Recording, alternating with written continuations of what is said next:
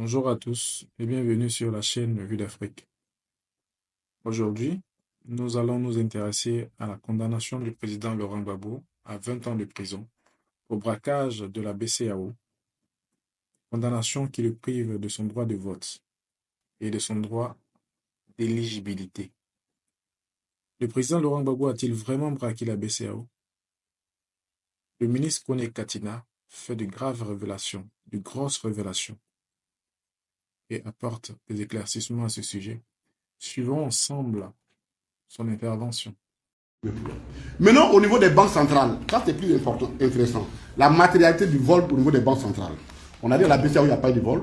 Et la raison pour laquelle la BCEAO ne s'est pas constituée partie civile. Parce qu'il faut que vous compreniez très bien pourquoi on les dit. Une banque à qui on a volé ne peut pas ne pas se constituer partie civile parce que ce n'est pas son argent. Ah oui, mais comment tu vas expliquer à tes actionnaires que j'ai constitué une provision, parce que quand tu constitues une provision, ça vient en diminution donc du bénéfice, que j'ai constitué une provision pour un vol qui n'a jamais eu lieu. Et pour nous, mais alors, mais si tu as constitué la provision, est-ce que tu as porté plainte? Pourquoi on nous rembourse? Le voleur nous rembourse.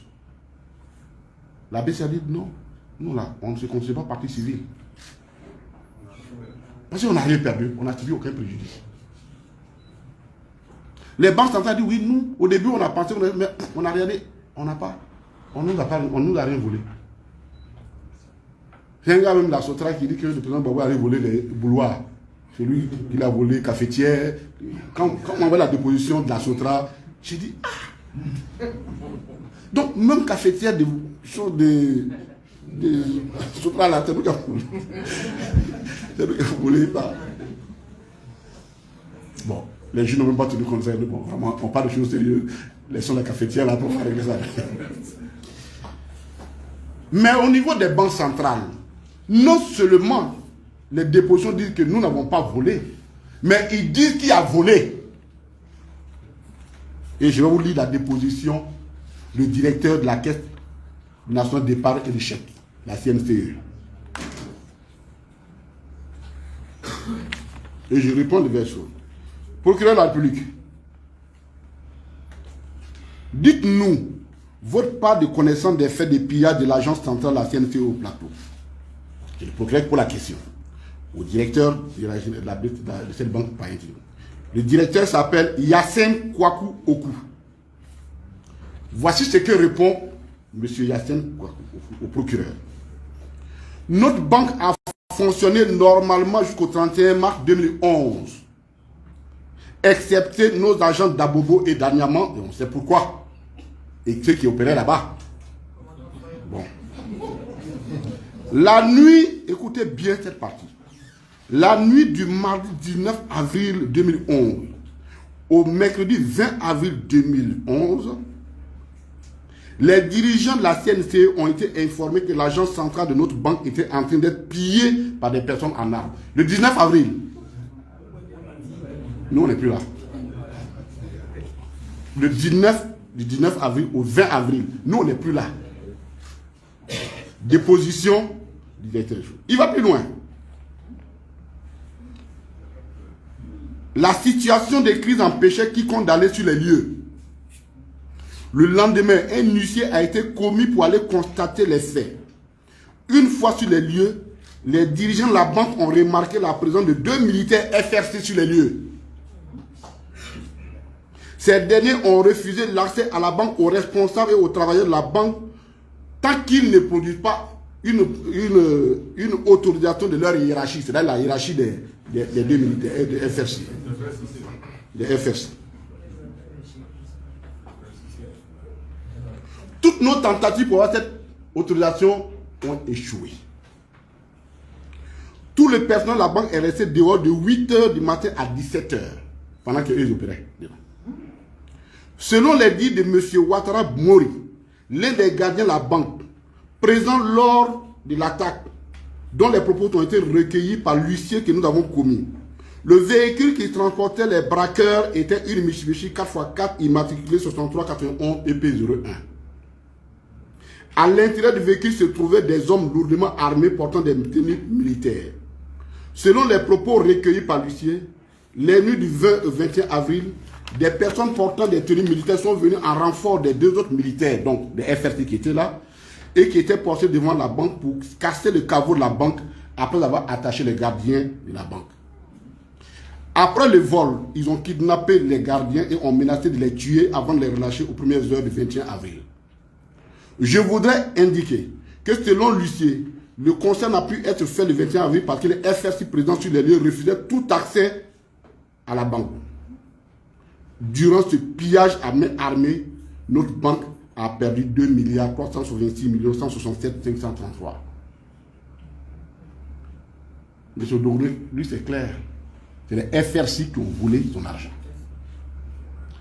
Pour ceux qui auraient oublié, les FRC, c'était l'armée qui combattait pour le régime actuel.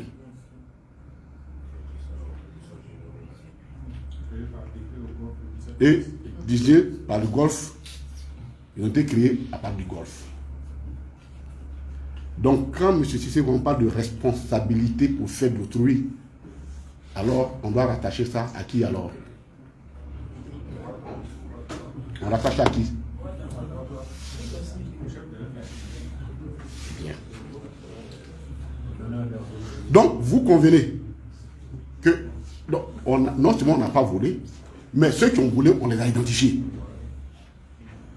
Pour quelqu'un qui cherche la vérité, on n'a qu'à chercher des matriculations de véhicules, au moins. C'est passé le 19.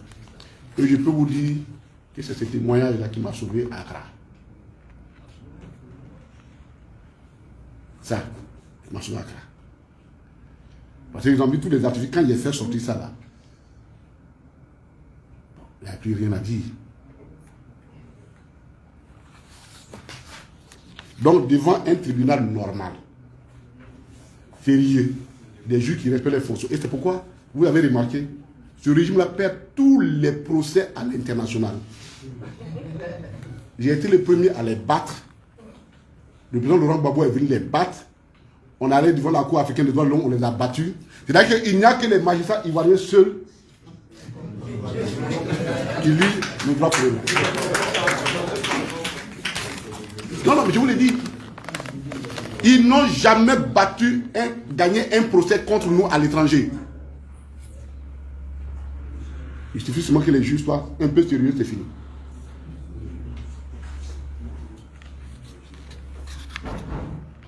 Maintenant, la condamnation du président Laurent Gbagbo, pourquoi j'ai dit c'est un braquage? Je vais vous expliquer pourquoi. Je vous ai donné l'aspect technique, je vais donner l'aspect juridique. Quand on condamne quelqu'un au pénal, ça c'est pour les faits matériels que vous avez commis.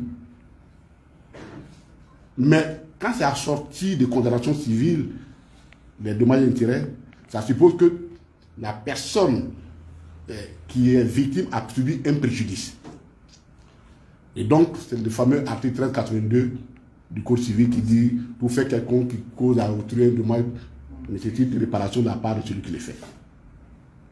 L'article 1384 du Code civil il répond que même si ce n'est pas toi, si c'est quelqu'un d'autre qui l'a fait, ou bien ton objet, tu dois réparer le préjudice. Ça suppose que quoi? Avant toute condamnation, quelqu'un pour qui tu perds des dommages et intérêts, il faut que tu justifies avoir subi un préjudice. Il faut que tu justifies que moi j'ai subi un préjudice. Parce que s'il n'y a pas de préjudice, il n'y a pas de réparation de dommages.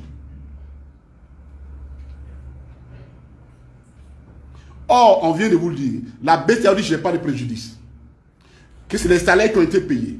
L'État ivoirien n'a pas payé 2 fois les salaires, ni les charges de fonctionnement quand ils sont revenus. Donc l'État ivoirien n'a pas subi de préjudice. À partir du moment où tu n'as pas subi de préjudice et que tu condamnes quelqu'un à te payer des dommages et intérêts, c'est du braquage. Donc c'est du vol. Mais seulement organisé par la main des juges. Parce que je ne peux pas aller au LG, paye-moi 100 millions de dommages et intérêts sans que je ne prouve au moins que j'avais au moins 100 millions.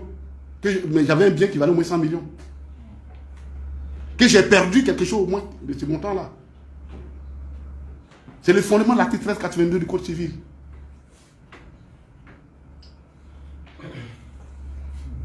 Donc, ils ont braqué 2 fois le président Laurent Gbagbo. En le condamnant au pénal ils ont braqué ses droits civiques pour l'empêcher d'être candidat. Et en le condamnant au civil, ils l'ont braqué pour justifier l'injustifiable qu'ils ont fait ailleurs. C'est pourquoi, chers amis, on ne peut pas accepter ça. Et je dis aux militants, aux camarades, à ceux qui nous écoutent, personne ne peut nous imposer une limite à nos ambitions, sauf nous-mêmes. C'est soit parce que nous sommes inactifs. L'injustice ne prospère que dans l'inaction, dans l'incapacité de répondre à l'injustice. C'est tout le fondement de la nature des hommes. Celui qui subit l'injustice et qui se contente de la dénoncer sans se combattre, se battre contre, il finit par devenir complice de cette injustice. C'est nous qui avons demandé au président Laurent Gbagbo d'être candidat. Il nous appartient de nous donner les moyens légaux et démocratiques pour que cette candidature aboutisse. Et nous devons tout faire parce qu'on ne peut pas empêcher quelqu'un d'être candidat sur la base de ces champs de farfelus, ces choses farfelues. Et, rassurez-vous, ce combat-là, beaucoup de personnes nous comprendront la logique de notre combat. Beaucoup de personnes comprendront la logique de notre combat. Pour le moment, nous en sommes au préliminaire. Comme on l'a dit, on est même en train de faire un peu d'échauffement. Mais on souhaite que la sagesse gagne les uns et les autres. Parce qu'une ambition, personne n'a le droit de bloquer notre ambition.